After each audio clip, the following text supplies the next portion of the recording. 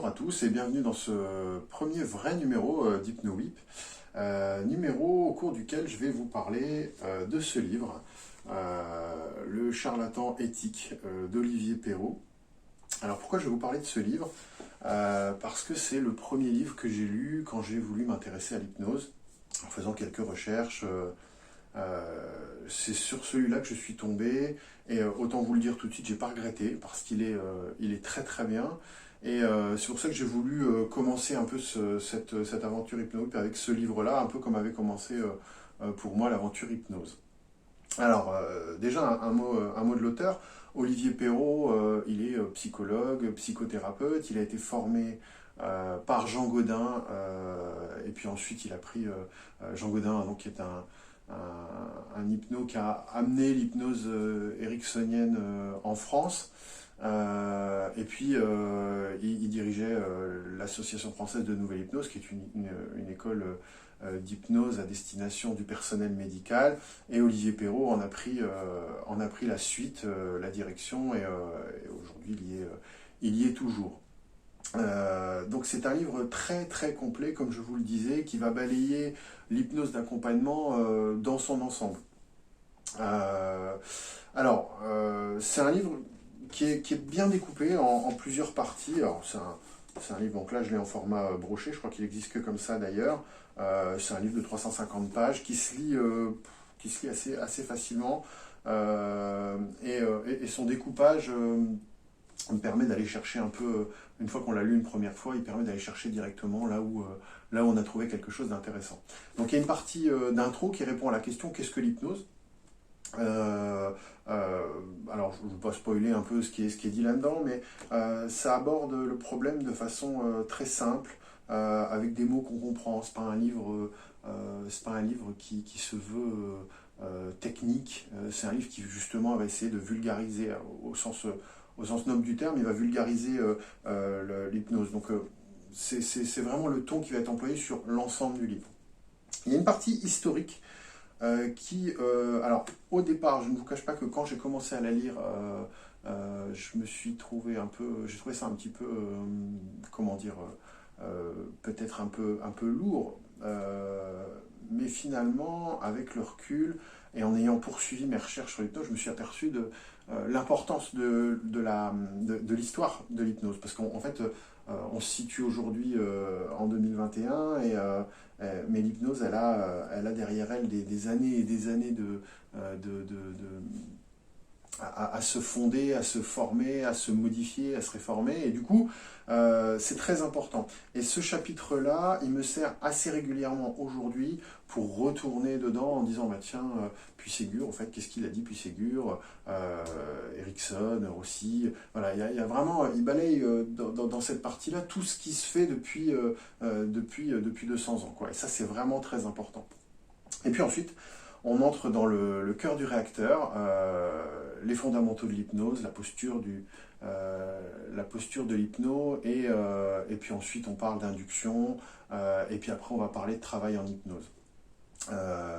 Les parties induction et travail en hypnose sont très développées, elles sont matinées de beaucoup d'expérience. On sent bien que l'auteur a pas mal d'expérience sur le sujet. C'est quelqu'un de très crédible, clairement, et il ne s'est pas gêné pour... alors, on a vraiment l'impression, j'ai vraiment eu l'impression, moi en tout cas, qu'il y allait sans filtre et qu'il n'en gardait pas sous le pied, et qu'il dit voilà ce que moi j'ai appris de l'hypnose et comment moi je la pratique, et c'est vraiment bien foutu en ce sens-là.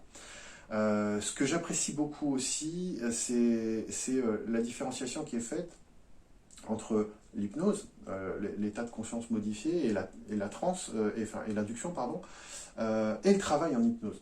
Parce que finalement, au début, quand on s'y intéresse, on se dit tout ça c'est un ensemble, et oui c'est un ensemble, mais il faut bien séparer les deux. Apprendre l'hypnose, je pense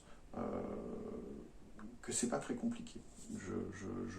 Finalement, avec un peu de travail, de la pratique, c'est assez simple d'hypnotiser quelqu'un, et aujourd'hui, moi ça me paraît évident que tout le monde est suggestible, tout le monde peut entrer en transe. Voilà, après, Mais alors le travail en hypnose, c'est autre chose. Et là-dedans, il explique un peu les mécanismes selon lesquels il va travailler sur l'addiction, sur les phobies, voilà, je ne vais pas dévoiler le livre, mais et il explique vraiment son cheminement et voilà, c'est vraiment très très bien foutu. Donc ce livre, en quoi il a été fondamental pour moi et surtout en quoi il l'est encore, parce qu'il représente un tour d'horizon complet. Et ça, c'est important parce que quand on a lu ce livre, on n'est pas hypno, clairement, mais par contre, on a compris l'ensemble de ce qu'était l'hypnose d'accompagnement. Et ça, c'est très important. Je l'ai dit tout à l'heure, la différence qui est vraiment faite clairement entre induction et travail, ce qui va être différent parfois de certains protocoles PNL où les deux vont être un peu mixés l'un et l'autre. On ne sait pas trop à quel moment on est dans le travail, à quel moment on est dans l'induction. J'apprécie aussi le fait qu'il y ait l'expérience de l'auteur qui soit livrée comme ça. Je vais dire gratuitement pour le prix du livre, hein, et donc ça m'a paru important. J'ai pas eu l'impression qu'il gardait des choses pour lui. J'ai eu vraiment l'impression qu'il se livrait. Et puis dernière chose, enfin, ce livre-là, il est utile au-delà de sa première lecture parce que on s'en sert pour y revenir, pour aller chercher, tiens, une induction, tiens, un protocole. Je suis revenu la dernière fois pour relire ce qui était dit sur le Swan. Et puis dans l'histoire, pareil, quand on écoute un podcast et puis qu'on vous parle d'un auteur, eh ben, on est à peu près sûr de le trouver là-dedans. Voilà. Je ne connais pas personnellement Olivier Perrault. On a discuté sur Facebook. On a eu 3 échanges sur Facebook il y a quelques mois. Très spontanément, il m'a proposé de venir faire une formation à la FNH dans le cadre de l'ouverture, parce que la FNH est réservée au personnel médical. Il m'a proposé tout de suite, il m'a dit si tu peux venir rapidement, je te prends.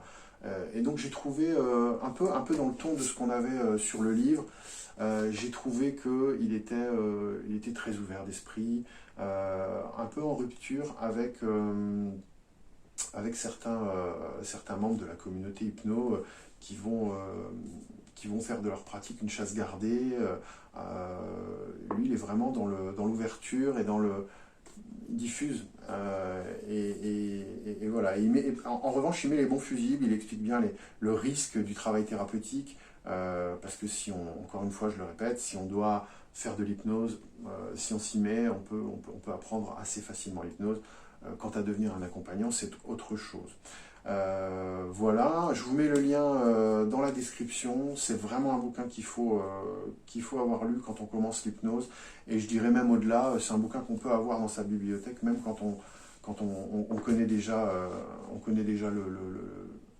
le principe.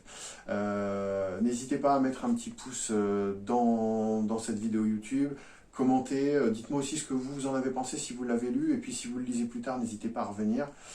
S'il y a d'autres bouquins que vous avez envie d'évoquer ici, n'hésitez pas à me le dire. En tout cas, moi, je vous remercie, je vous souhaite une belle journée, et je vous dis à bientôt.